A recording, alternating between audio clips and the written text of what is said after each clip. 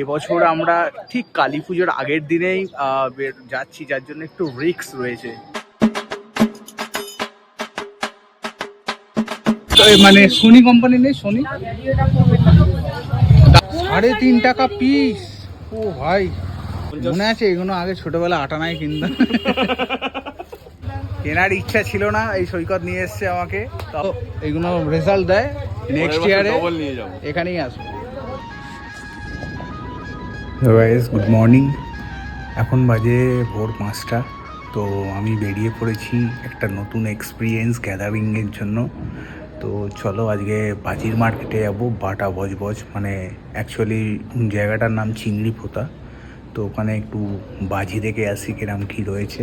তো চলো দেখি, তাই একটা নতুন রিস্ক নিতে চলেছি যে কি হবে। আমি যাচ্ছি, আমার সাথে আমার একটা ফ্রেন্ডস যাচ্ছে।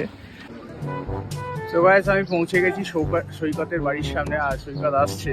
তো এবার আমরা বেরিয়ে যাব। ব্যাপার হচ্ছে এবছর আমরা ঠিক কালী পুজোর আগের দিনেই যাচ্ছি, যার জন্য একটু রিস্ক রয়েছে। পুলিশের চেকিংটা চলছে আর সৈকত এসে গেছে। চলো তো বেরিয়ে পড়ি আমরা।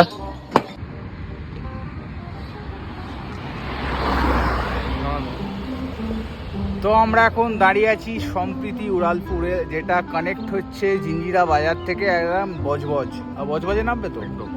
তো এই উড়ালপুলটা দেখো পুরো ফাঁকা, আর সকালের ভিউটাও খুব দারুণ সুন্দর। চলো এগিয়ে চলি, এবার একবারে বাজির মার্কেটে গিয়ে দেখা হচ্ছে। চলো দেখতে থাকো।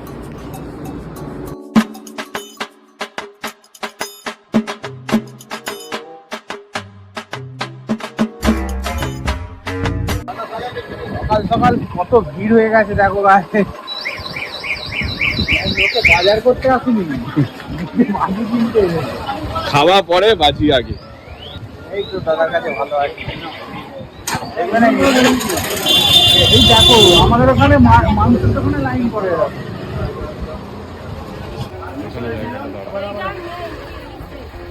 আরেক কেজি আছে, এটা আছে না, ওনাকে 20টা দিয়ে দাও আর দিতে হবে। কি সৈকত কাউকে বলবে না যে আছে, ঠিক আছে? দেখি কি হয়, কি দাম বলে এবার দেখা যাক।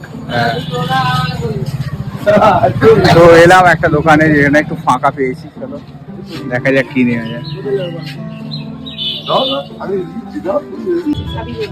এটা কি 1200? আগে মানে এই মান আমি 250 টাকা।